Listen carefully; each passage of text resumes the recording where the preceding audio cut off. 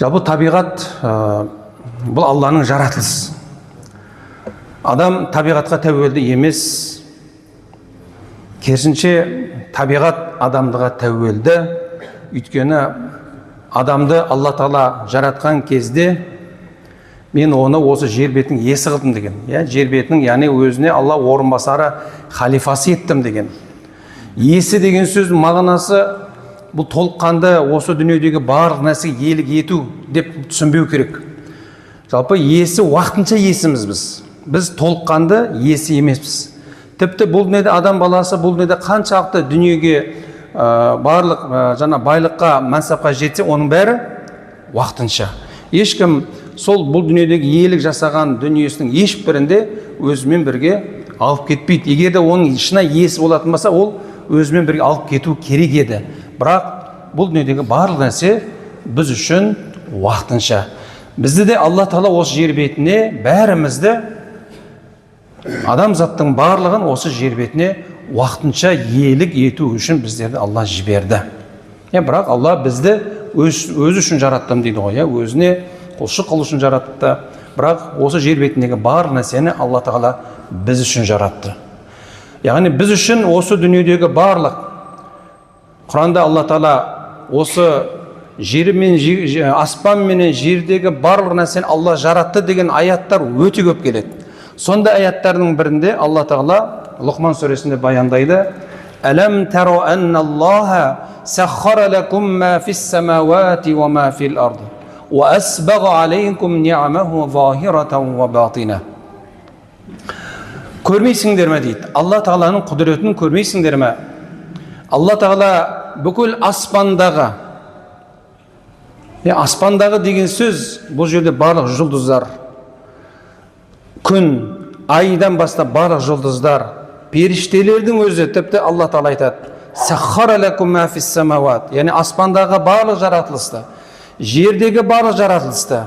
Жердегі деген сөз жердің бетінде ғана емес, жер бетіндегі, жердің астындағы, су үстіндегі, суда жүзіп қалқып жүрген, судың астына сүңгіп жүрген, судың түбіндегі, тіпті қалқықтап ұшып жүрген құстардың барлығын Алла Тағала сендерге бағындырдым дейді. Саххара лакум деген сөз Алла Тағала біздерге бойсындырып қойдым дейді. Пайғамбарымыз саллаллаху алейхи вассаламның хадисінде келеді, тіпті ертең қиямет қайым орнады, қиямет болғалы тұр деген, яғни сондай бір сәтте болсаң да, үрей жан-жағының барлығы сонда аласапыран болып жатқанның өзінде, қолыңда егер бір шыбық тал болатын болса, сол шыбық талды екте, артыңдағы ұрпаққа бір жақсылығы тиер деп сауаптан үмітіңді үзбе. Бұл дүниеге не деген сөз? Адам баласы қолынан келгенше өзгелерге жақсылық жасаудан еш уақытта тоқтамау керек деген сөз. Ойбай, ертең соғыс болайын деп жатыр, бүйтейін деп жатыр екен деп адам баласы жоқ, адам бала керісінше адамдар жақсы жасай берді, тоқтатпау деген сөз. Қолынан келгенше барлық нәрсеге осы үлесімді табиғатқа үлесіңді қос деген сөз. Ой, менің істегенім не болады, елдің бәрі қырып жатыр, жойып жатыр деме. Сен аз да болсын, тамшыдай болса да өз үлесіңді қосу деген сөз. Ертеректе енді бір аяттарда бірде Харун Рашид дейді, бірде Умар ибн Абдул-Азиз дейді. Яғни ол кісілердің сондай керемет ғибрет алатын өмірдегі үмбетке қалдырған сондай ғибретті өмірлері біз үшін өнеге. Сонда сол екі патшаның бірі, тарихта енді нақты айтылмайды, яғни бір патшалардың бірі өзінің нөкерлеріменен әлгі сапарда жолда кетіп бара жатса, бір қария кісінің, бұл әңгіме біз көпшілігіміз естіп жүрміз, бұл әңгімені тіпті біз бүгінде балаларымызға тәрбие ретінде айтып та жүрміз.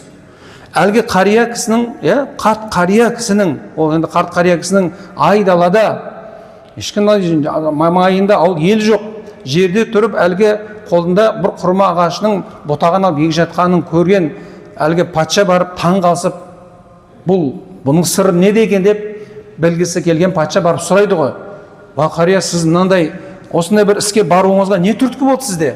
Сіз Құдайға құлшылық жасап, бала-шағаңыздың алдында үйде отыратын уақытта айдалада бір жерде тұрып мынандай бұтақта ағаштың, құрма ағаштың отырудың себебі не дегенде, әлгі кісінің жауабы не дейді? Ей патша дейді, бізден бұрынғылар ағаш екті, біз оның бүгінде жемісін жедік. Енді біз егеміз, болашақта ұрпақтарымыз жесін дейді. Әлгі патша енді бұл кісінің қарияның бұл сөзіне жауабына таң қалып, әлгі 1000 динар арғы бір дорба алтын береді дейді. қария әлгі алтынды ұстап тұрып, бұл Құдайдың құдіреті ме екен не? Елдің ағашы жемісі бір жылдан кейін, болмаса бірнеше жылдан кейін, құрма ағашы ол бір жылда жеміс беретін ағаш емес ол. Құрма ағашының қажылыққа барған кісілер бет. 25 жылдан кейін, 20 жылдан кейін жемісін беретін ағаш. Ойлаңызшы, ол ектің білді келесі жылы әлгі біздің бау-бақша алма сияқты емес. Қазір алма ағаштарының өздері тез жаңағы жеміс беретін болып кетті ғой. Ол 20 жыл, 30 жылдан кейін ғана өзінің жемісін беретін ағаш. Бұл елдің құрмасы пәлен жылдан кейін беретін болса, менің құрмам дәл осы жыл жаңағы жеміс берді. Бұл Құдайдың құдіреті ғой дегенде, әлгі патша тағы да таң қалсып, әлгі қария тағы да бір дорба алтын берген екен.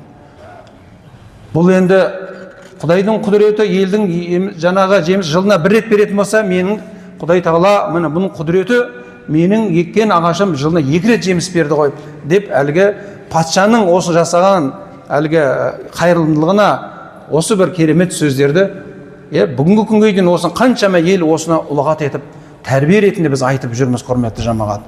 Яғни мейлі біз қай жасқа келейік, қай уақытта өмір сүрейік, қандай кезең болмасын, яғни адам баласы бүгінгі күнде Алла Тағаланың осы біздерге аманат еткен осы ғаламды, осы ғаламатты, табиғатты, оған аялап, оған үлес қосып, оған барынша ыждахаттылық таныту үлкен сауапты іс.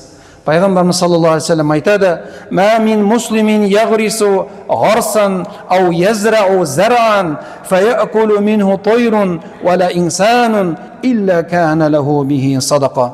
Имам Бухари жеткізеді.